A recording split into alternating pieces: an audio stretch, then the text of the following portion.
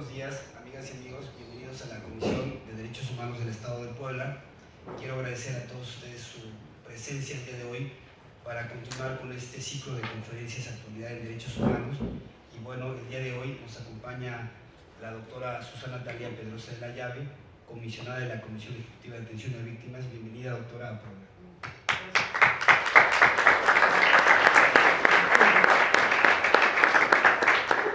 Saludo también a la licenciada Ivonne González Morales, segunda visitadora de la comisión. Gracias, Ivonne, por acompañarnos en esta mesa de trabajo. Y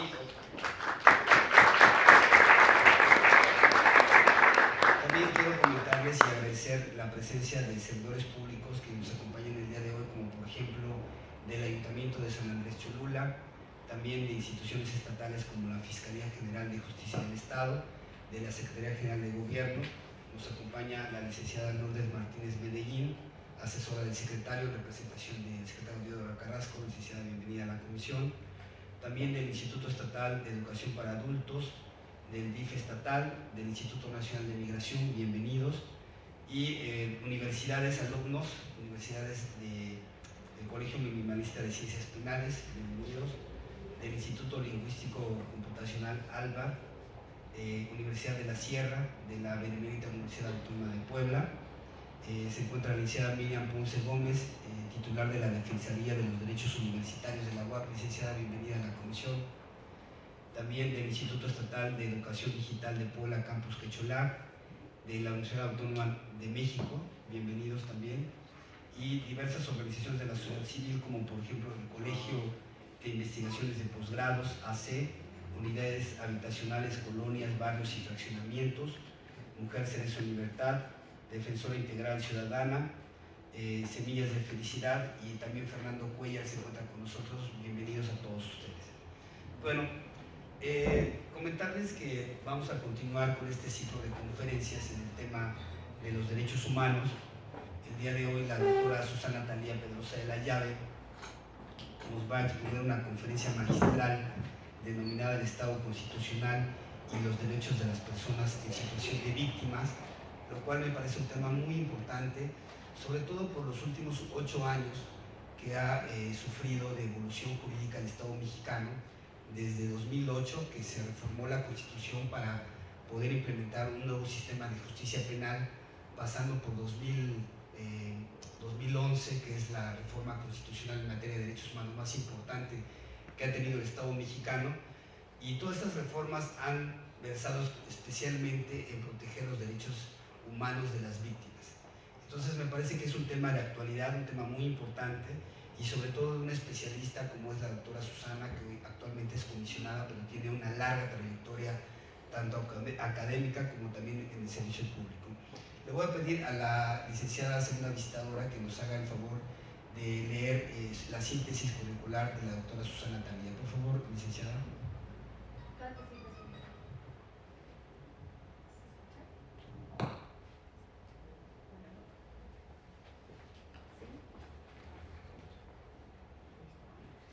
¿Sí? Muy buenos días a todos. Parece que no se escucha. No.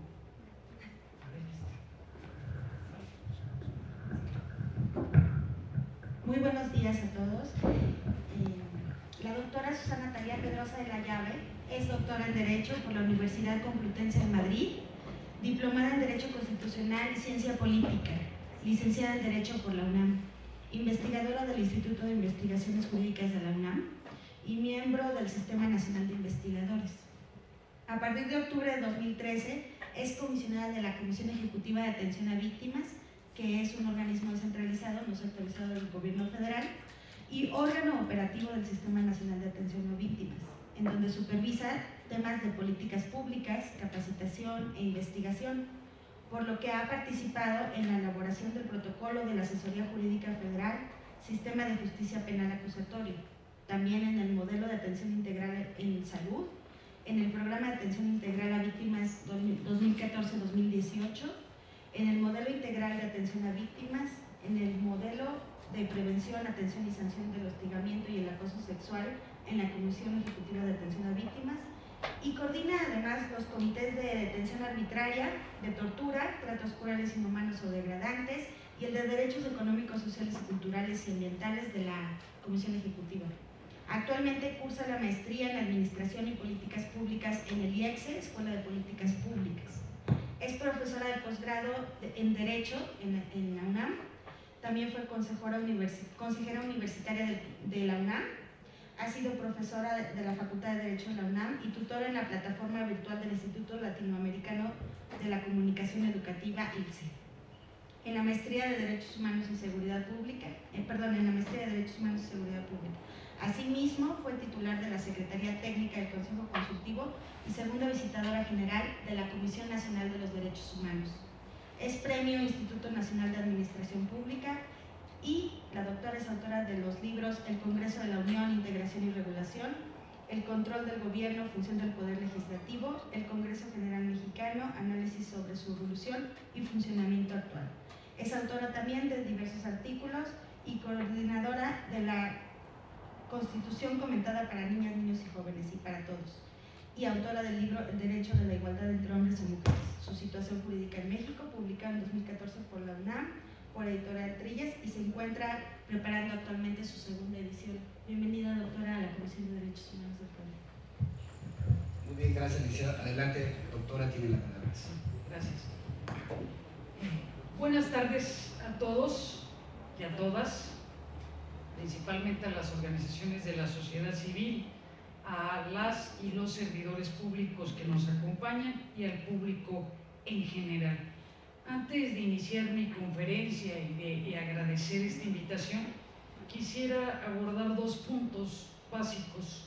Y por un lado, como comisionada ejecutiva de la Comisión Ejecutiva de Atención a Víctimas, pues tengo que lamentar los hechos ocurridos en el penal de Topo Chico, Nuevo León, en donde lamentablemente pues fallecieron 50 personas. De acuerdo a la información, pues fue una pelea entre reos. Esto es muy grave en el sentido de los propios derechos humanos y de los derechos de cualquier persona que se han convertido en víctimas del delito, donde pues entre reos se privaron de la vida. Mi segundo aviso, antes de comenzar, y también estoy muy contenta, este estado me da mucho gusto venir, se puede decir que es mi segunda casa, tengo muchas amistades y amigos del estado de Puebla, que al ratito les contaré brevemente por qué, pero también les quiero informar públicamente que esta mañana tuve una reunión de trabajo con la licenciada Lourdes Martínez, quien es asesora en la Secretaría de Gobierno, en donde ya acordamos la creación o el compromiso que tiene el Estado de crear la Comisión Ejecutiva de Atención a Víctimas del Estado de Puebla. De acuerdo a las entidades federativas que tiene nuestro país, llevábamos 10 ya creadas. No es que la Comisión Ejecutiva las cree, sino por ser un Estado federal, cada Estado tiene que crear su propia Comisión Ejecutiva. La nuestra, o donde yo soy parte, es del Gobierno de la República. Es un organismo descentralizado, pero es parte del Gobierno de la República. Y cada Estado tiene que crear sus propias comisiones de acuerdo a la Ley General de Víctimas, y pues es un gusto ya, y lo ha notado, al rato sale un Twitter, que soy tuitera, entonces también pongan lo que es @spedrosa con Z, diagonal, _12. Y entonces, pues de alguna forma, pues felicito a este Estado y el compromiso que ha hecho el gobierno de crear su propia Comisión Ejecutiva de Atención a Víctimas del Estado de Puebla. Entonces será la número 12 y que formará parte del Sistema Nacional de Atención a Víctimas, que se los explicaré más adelante. Bueno, señoras y señores, agradezco la invitación que me ha realizado el maestro Adolfo López Vadillo, querido alumno. Desde ahí empezamos, porque conozco el estado de Puebla, porque durante muchos años di clases en la Iberoamericana y él obtuvo su grado en la Iberoamericana, fue mi alumno y es un querido alumno para mí, amigo después, y ahora pues me da mucho gusto que sea el presidente de la Comisión de Derechos Humanos de este estado de Puebla. Entonces te agradezco que me hayas invitado para participar con el tema titulado El Estado Constitucional y los Derechos de las Personas en Situación de Víctimas.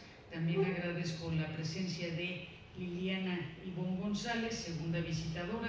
Qué bueno que le invitó Adolfo, porque pues uno aprende también que existe el derecho de igualdad entre hombres y mujeres, y me imagino que ese fue su pensamiento. No quería estar solo, sino que quería tener la presencia de una mujer, y en efecto pues también te felicito, Adolfo, por haber invitado pues a tu colaboradora que esté en esta mesa, y para tratar de equilibrar el derecho de igualdad.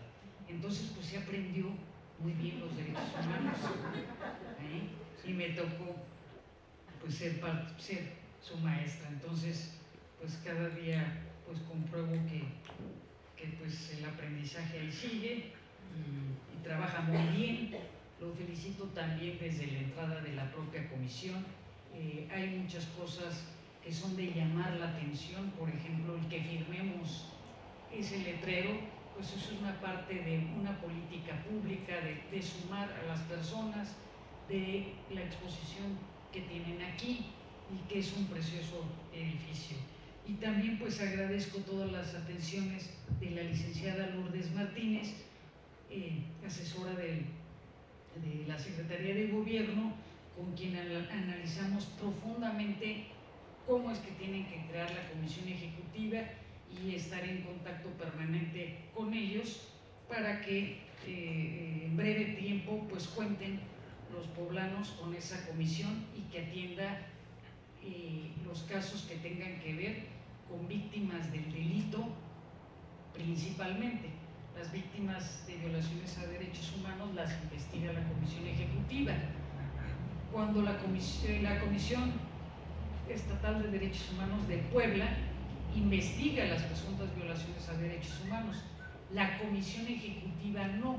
Lo que hace es prestar asesoría y primero atención inmediata y de primer contacto, que esto es con psicólogos y médicos, y los canaliza, y se hacen una serie de acciones para, pues imagínense el estrés postraumático que ahorita están sufriendo las familias del penal de Topo Chico. Y entonces así es una estructura de una comisión ejecutiva donde se les brinda atención inmediata, ayuda y asistencia, como traslados, alimentos, hospedaje. También una comisión ejecutiva ve o atiende violaciones a derechos humanos, pero cuando la comisión emite una recomendación, las recomendaciones del presidente de la Comisión de Derechos Humanos del Estado de Puebla, cuando esté creada, tendrá que dirigirle un punto recomendatorio a la Comisión Ejecutiva de Atención a Víctimas del Estado, pidiéndole que le dé ayuda, asistencia y reparación integral. Entonces más adelante veremos qué significa esa ayuda, asistencia y reparación integral. Bueno, en principio abordaré brevemente cuál es el origen a partir del siglo XVIII del Estado constitucional o Estado moderno, qué es una constitución y cuáles son los elementos en cualquier país de que se trate. Ustedes habrán escuchado en las noticias que yo ya no vengo del Distrito Federal. ¿De dónde vengo? La Ciudad de México. Pues qué bonito nombre. Desde la primaria me enseñaron la Ciudad de México y efectivamente pues éramos Ciudad de México, pero quedó, digamos, a través de una reforma, pues ya recalcado que somos una entidad federativa que se llama Ciudad de México y que pronto tendremos una constitución. Entonces, todas las constituciones en el mundo tienen elementos similares y en donde se establecen por una parte los derechos de las personas y por otro lado la estructura que va a tener el gobierno. Entonces les voy a explicar brevemente ese punto. En segundo término, y ya en el marco de un Estado constitucional o de derecho, me referiré a la transición jurídica o transición a la democracia, esto es siglo XX. Es muy importante abordar esa transición, que vamos a coincidir todos para que ustedes no anden buscando cuando estén haciendo investigaciones cuando hay un cambio a nivel mundial, y esto es en el siglo XX. Entonces tenemos la primera transición mayor se da en el siglo XVIII al reconocer los derechos de las personas. En el siglo XX se da una transformación también respecto de los derechos humanos, y finalmente abordaré cuál es la situación actual de los derechos de esta transformación institucional en México, que ha sufrido los derechos humanos y entre ellos los derechos de las víctimas en este siglo XXI. Como breves referencias del origen del Estado constitucional, ustedes sabrán que en el siglo XI se dio la desaparición de los feudos, los cuales dieron paso al Estado llamado Estado absolutista. En este, el principal fundamento del ejercicio del poder fue que la soberanía se encontraba depositada únicamente en el rey. Si lo llevamos a ejemplos, es como en una familia. En un Estado absolutista está el padre y la madre y los hijos, y resulta que ¿quién manda? Levanten la mano porque va a haber premios. ¿Quién manda? El padre. Bueno, usted va a seguir contestando la pregunta. Y para ser Estado absolutista, ¿qué le dice el padre a la madre y a los hijos? Déjenlo. Pues básicamente esto surge desde Inglaterra, cuando el rey tenía a su consejo y posteriormente se crea la Cámara Común, que es la Cámara Baja, y se crea la Cámara Alta. Eso ya para el Estado constitucional.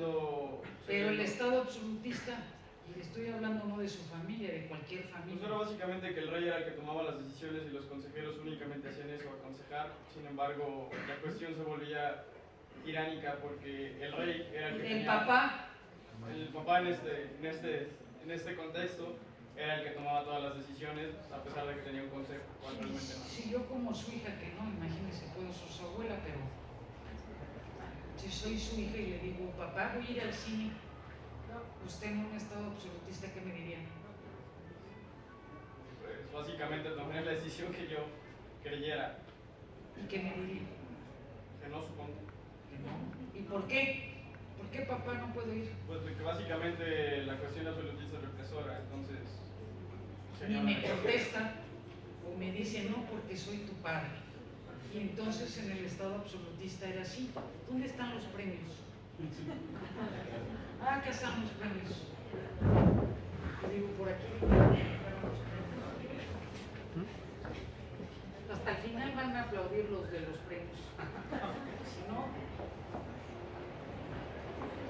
entonces ahí tiene su premio. Sí, bueno, también se me ayudan. Ajá. Entonces, pues así tenemos que únicamente la soberanía se depositaba únicamente en el rey. Este tenía todo el poder para imponer todo tipo de leyes y no estaba sometido a estas. Entonces, pues nadie manda a un rey. Y si lo llevamos al ámbito familiar, que también a veces puede ser la madre, pues nadie los puede mandar y se hace lo que ellos dicen. De ahí la frase que se utiliza mucho, con todo el peso de la ley. Yo a veces me enojo que se diga con todo el peso de la ley, porque con todo el peso de la ley es una frase del Estado absolutista. Hoy tendremos que decir con todo el peso de la Constitución. La Constitución es la que está arriba y no las leyes, pero digamos que siguen el discurso político hablándose del con todo el peso de la ley, pero es con todo el peso de la Constitución. Ya en los siglos XVII y XVIII, como ustedes saben, se visualizan las ideas para dejar atrás el absolutismo y establecer el llamado Estado constitucional. Surgió así con el propósito de determinar cuáles serían los derechos esenciales del hombre. La mujer ni pintábamos, ¿no? Y entonces, pues surge la idea de cuáles van a ser los derechos esenciales del hombre, hoy entendido no como hombre ni tampoco como individuo. Recuerden que antes de 2011 la Constitución decía de las garantías del individuo, entonces era un término masculino y ahora ha cambiado y se dice de los derechos de las personas. Otro premio, al hablar de la persona como sujeto, ¿a quién abarca? Levante la mano. Hombres y mujeres. Hombres y mujeres. Niños. Niños, niñas. O sea, todos engloban todo eso. Su premio. No, pero ya lo pueden llevar. Ya no se muevan, ya les llevan su premio. Efectivamente, entonces, persona, incluso se está viendo y muchas veces ha pasado en el ámbito de las comisiones de derechos humanos y también de la propia comisión ejecutiva, que cuando se habla persona también se puede hablar de la persona moral. Una persona puede ser violentada en sus derechos, le pueden quitar la autoridad de manera arbitraria, la personalidad jurídica, o afectarla en los derechos que le corresponden como persona moral. Entonces la Constitución dice los derechos de las personas, pero puede ser persona física o persona moral, pero principalmente se entiende que son la persona física. También en ese siglo se establece la división del poder, que es ejecutivo, legislativo, judicial, y los órganos constitucionales autónomos, que creeríamos que son recientes, pero no. Ya desde el siglo XVIII aparecían pequeños órganos constitucionales o pequeños órganos constitucionales autónomos. En el siglo XVIII se dan diversas revoluciones, principalmente surge la Declaración Francesa de los Derechos del Hombre y del Ciudadano, que ahí la tienen a la vista, la cual se integra por tan solo 17 artículos. Entonces, si la van pasando, por favor, es el origen del constitucionalismo a nivel mundial. Y solo tiene 17 artículos, pero la traje para que la vieran, porque a veces nada más se dice libertad, solidaridad, y creen que ese es el contenido de la declaración, pero no. La declaración contiene artículos que son la base del constitucionalismo a nivel mundial. Cuando quieran hacer artículos sobre derechos humanos, busquen dentro de esos 17 artículos y vamos a encontrar el antecedente del referéndum, de las consultas populares, de la presunción de inocencia que no había en México y que se estableció hasta 2008, cuando la Declaración Francesa ya tenía la presunción de inocencia. Entonces, esta declaración pues es el modelo modular y dice que por la ignorancia de los ciudadanos se dan a conocer los derechos. Un premio. Ahorita podríamos hablar de ignorancia, o qué palabra le podrían. Levante la mano. Desconocimiento. Premio. Miren cómo están. Exactamente, porque y a mí también háblenme de tú, pero el decirle a una persona que es un ignorante, pues le estamos faltando al respeto, ¿no? Entonces lo que hay que decirle, oye amigo, lo que pasa es que desconoces, o a los papás, a los primos, a los compañeros, no que eres ignorante, porque ignorante pues ya estamos sobrepasando su dignidad. El hecho de decirle a alguien que es ignorante, pues sobrepasamos o violentamos su dignidad. Entonces, por ese desconocimiento se dan a conocer pues esos derechos del hombre en aquella época. Si siguen pasando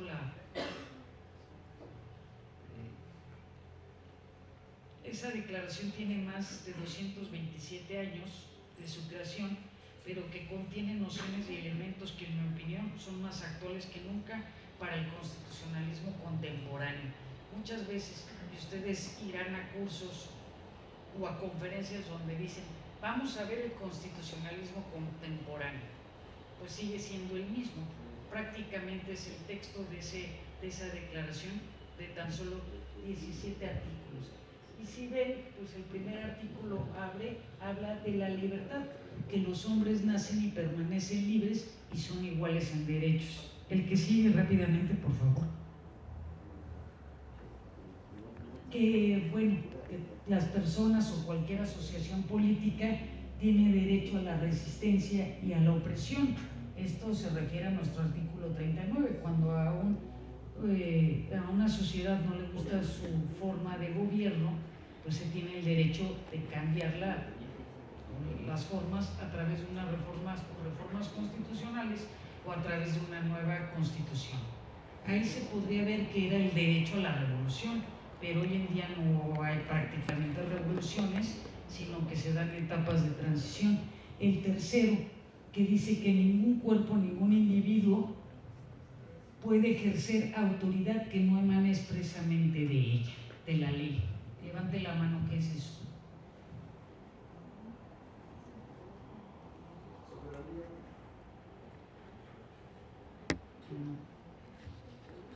Es básicamente que ninguna persona, ningún individuo puede violar lo que está establecido ahí y se tiene que apegar expresamente a lo que la ley expone y manda. Democracia. No. Sí. Sería como que ningún individuo puede ejercer sus propias leyes que no sean las constitucionales. Dice, vamos a referirnos específicamente, ningún individuo, ninguna autoridad puede ejercer nada que no emane de la ley. ¿Cómo se le llama? Levanten la mano. Principio de legalidad. Premio. Esa sí le dicen, ya va más difícil. Pero muy bien. Pues es el principio de legalidad y principalmente lo que observamos, principalmente las comisiones de derechos humanos, es que cuando una autoridad hace algo que no está en una norma, pues con seguridad lo que ya hizo es violentar los derechos humanos. La que sigue, el cuarto, por favor.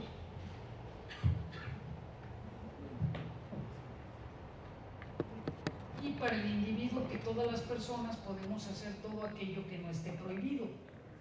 El hecho que yo entre a estas instalaciones y no pongan letreritos o no haya una norma que prohíba fumar, que soy bien fumadora, pues estaría fumando aquí, pero como ya me lo prohíben, entonces pues como persona no puedo fumar.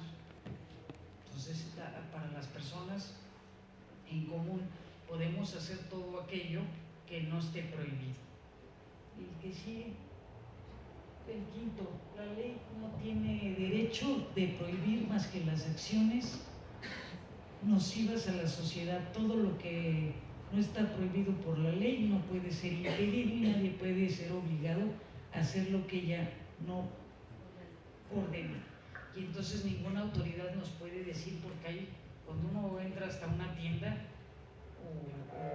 o se enfrenta con policía privada, nos quieren mandar y fórmese y hágase y pásese para allá. O uno llega a un ministerio público y el que lo atiende es el policía y usted reconcíliese, y llega la mujer toda golpeada y le dice el policía, váyase y mejor reconcíliese. No tiene facultades para andar disque conciliando, ¿no? Entonces, pues es sobrepasarse. El artículo que sigue, el 6, es sobre la ley, que la ley es la expresión de la voluntad general y todos tienen derecho a contribuir en su formación, ya sea a través de representantes, pero también por uno mismo. Ahí está la consulta ciudadana, los referéndums, ¿sí?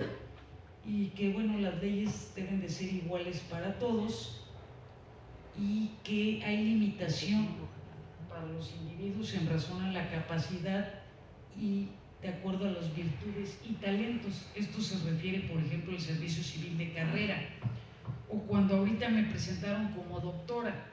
O sea, todos somos iguales, pero la Constitución y las demás constituciones democráticas, pues para los estudios sí nos ponen título de licenciado, título de maestro, título de doctora.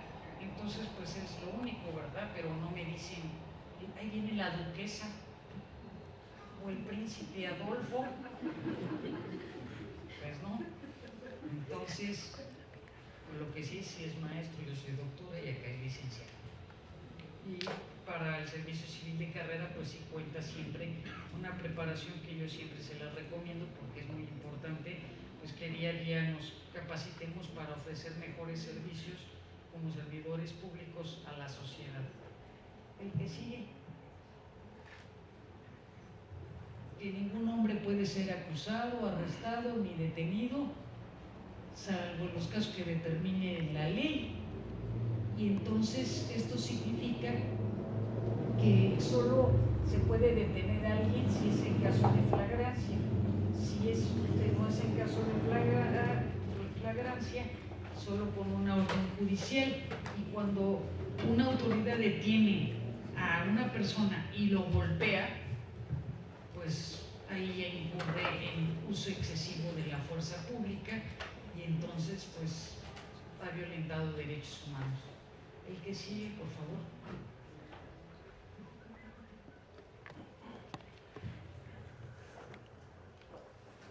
A ver, ¿quién me dice eso? El que está subrayado. ¿Qué es? Levante la mano. Pues que si una persona incurre en una falta a la Constitución, solamente va a ser castigado por las reglas que dice ahí, no por otras más graves. Estaba cerca. A ver. No, acá. Bueno, esto hace referencia, anteriormente se era conocido como la ley del interior, lo que me hace este hago. Pero con esta norma que ya está retira, que cada castigo tiene una pena o una sanción tiene que ser de acuerdo al delito que cometió. Entonces no tiene que ser ni más excesiva ni menos, sino conforme a la ley.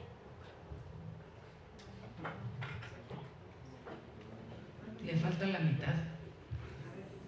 Se va a tener que repartir una bolsa. Le falta lo que está subrayado y ya con eso. Pues sí, pues de hecho, la ley es... Ya le soplaron por ahí. ¿La ley que no puede ser retroactiva? No, se alcanzó a escuchar. Suprema. Se esconde, porque sí estoy viendo que es una mujer, pero se esconde así. Bueno, pues efectivamente, pues una ley no puede ser retroactiva, ¿no? Muchas veces se habla en algunos países que han creado comisiones de la verdad, pero crear ahorita una comisión de la verdad para los hechos del 68, pues sería aplicar de una forma retroactiva y pues no debe de ser así. Bueno, el que sigue, el 9, un premio al que me lo diga rápido, pero que levante la mano. Sí, su bolsa. El que sigue.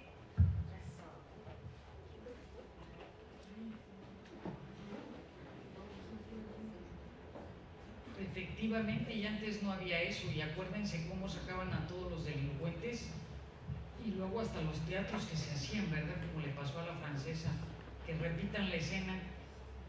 Pues no. Por eso fue que sí se le violentaron los derechos en cuanto a su momento o antes de la detención. Imagínense que la autoridad dice que repitan la escena, pues entonces no está facultada para repetir escenas ni para transmitirlas como si fuese comedias. De hecho, en Francia está penado que los medios de comunicación hagan ese tipo de exposición en los medios.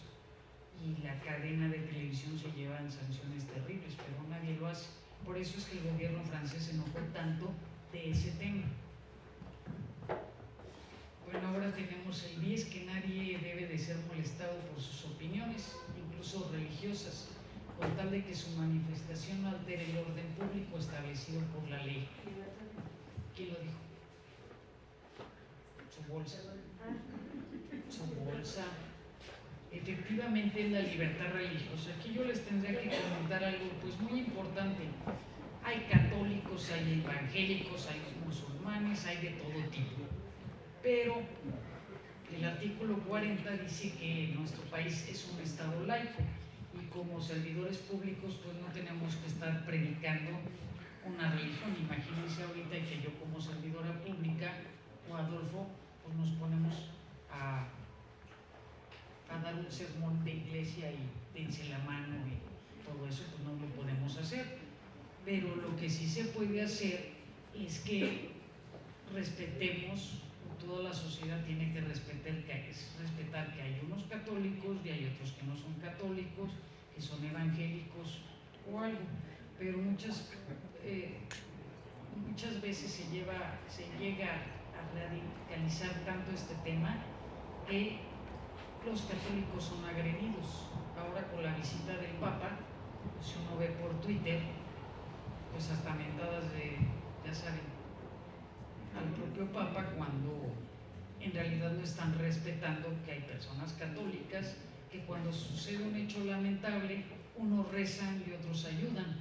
Por ahí salió un tuit que dejaran de estar rezando por un hecho ocurrido, se habló el presidente de la República y que agradecía los rezos y las acciones que se estuviesen haciendo. Entonces ese tuit a mí en lo personal del presidente de la República me parece muy bueno, porque se tiene que respetar que unos recen y otros hagan acciones, lo que esté en sus manos y que se esté respetando la libertad religiosa, ¿sí?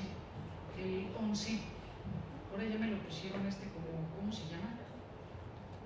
No, bueno, sí es monitor, pero parece teleprompter. Entonces, la libre comunicación de los pensamientos y de las opiniones es uno de los más preciosos derechos del hombre. Entonces, todos podemos opinar y tener nuestros propios pensamientos.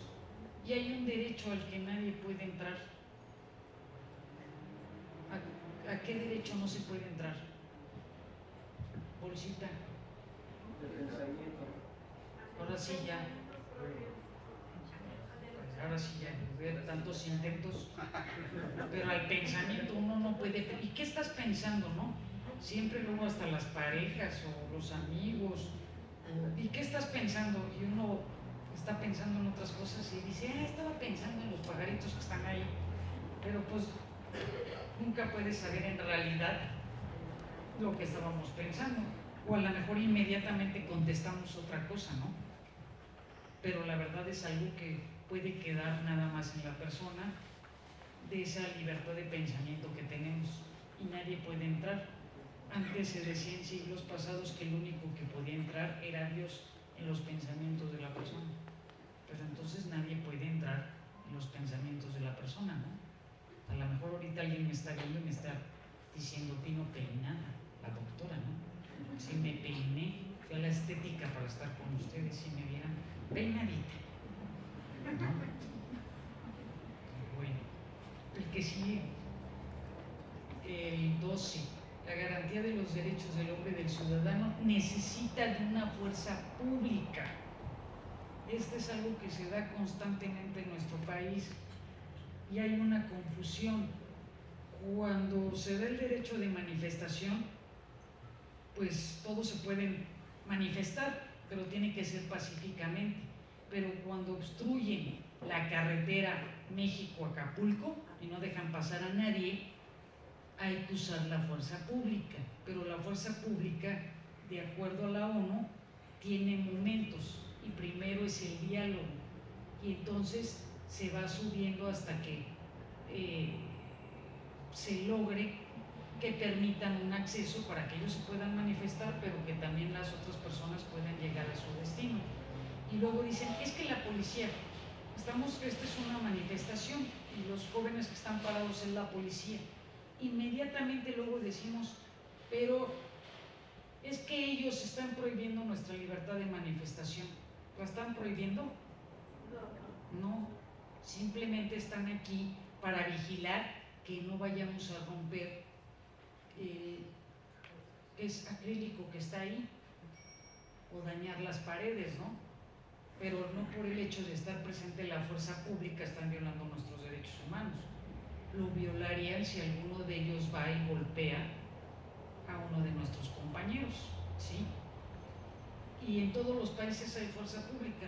Si lo vemos en la televisión, cómo utilizan el agua, otros sistemas.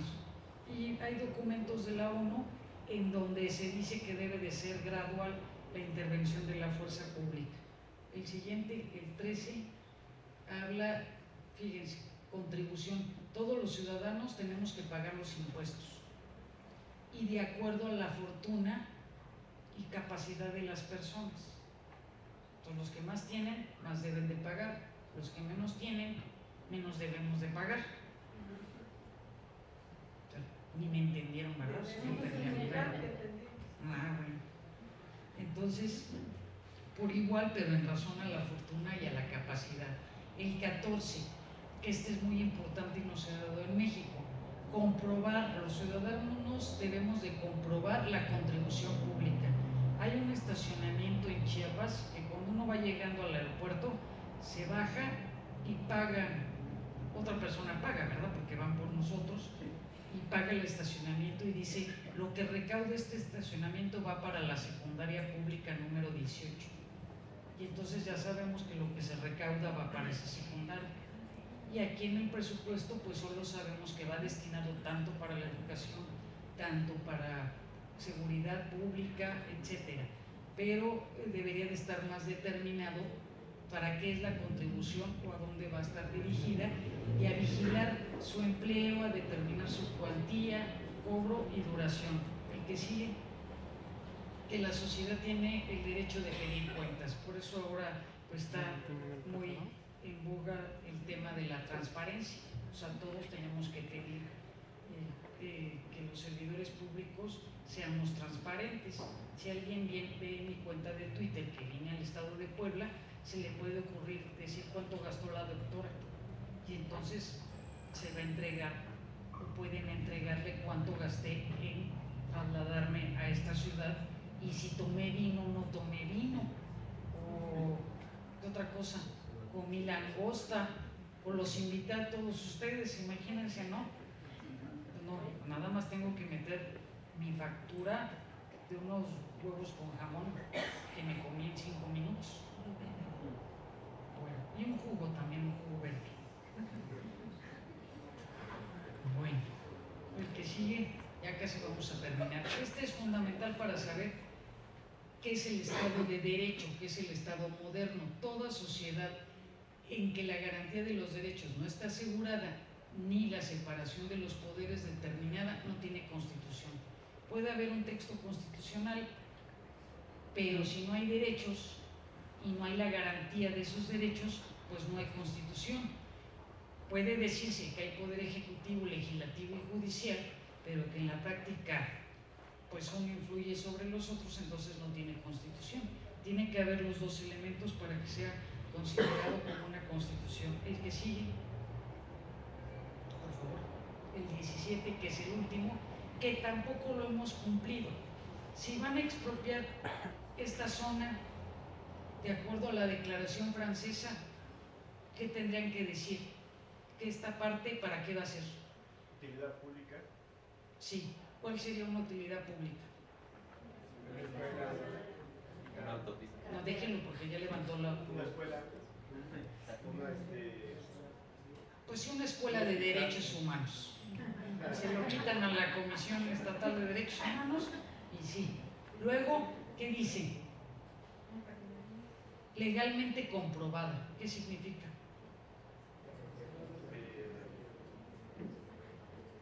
Lo que se le ocurra. ¿Cómo se puede comprobar que es para una escuela de derechos humanos? Se comprueba que sea necesario esa escuela se va a construir de acuerdo a la población. Legalmente.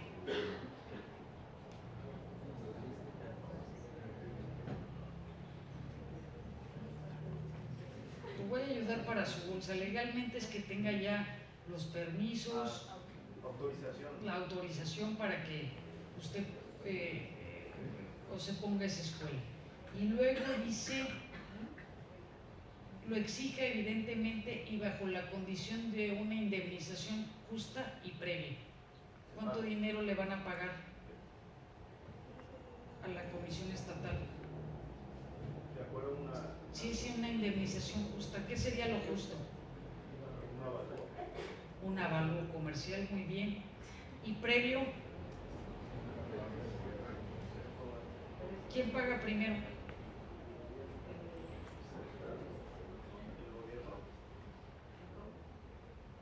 Pues sí, si es del gobierno también paga primero. No que antes y en otras ocasiones y en algunos estados de la República primero te quitan la propiedad y luego te van pagando cuando pueden a valor catastral y nada de previo. Entonces todavía ahí nos faltan avances para que se respete nuestra propiedad. Su bolsa, por favor. Bueno, terminamos de ver brevemente la Declaración Francesa, que para mí era muy importante y para ustedes también debe de ser, porque es un documento tan pequeñito que es muy fácil aprendérselo.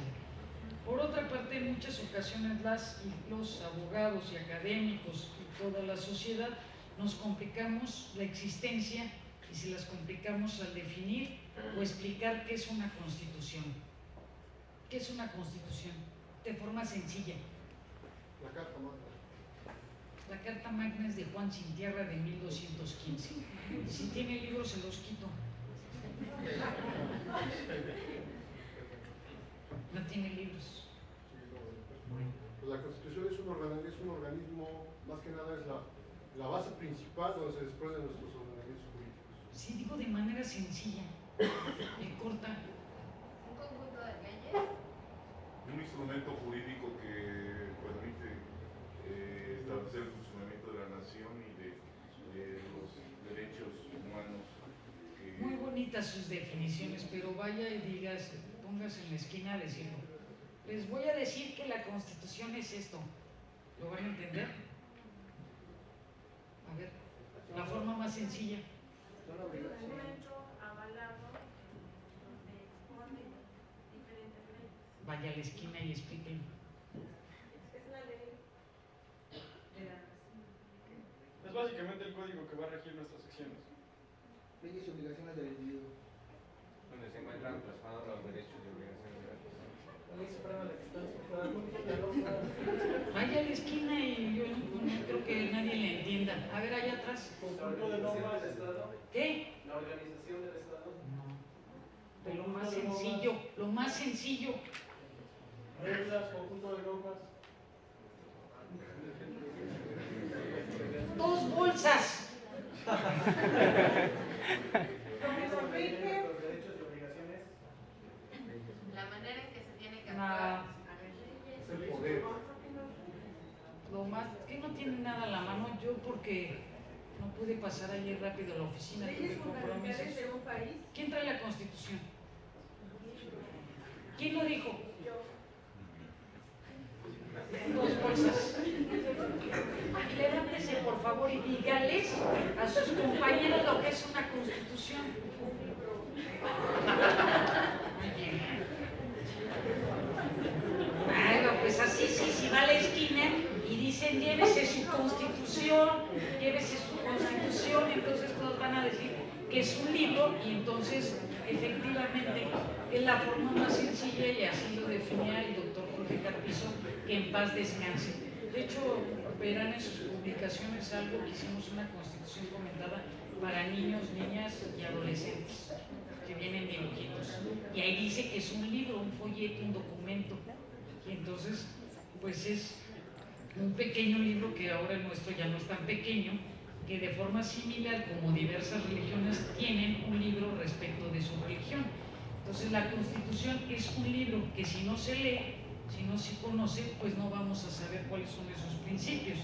Entonces la tenemos que conocer, la Constitución Federal y la Constitución de cada entidad federativa, pero a grandes rasgos lo que consideran habla de importantes principios constitucionales como son el respeto, la justicia, la legalidad, la seguridad jurídica, el pluralismo, la igualdad y no discriminación, la solidaridad, la paz.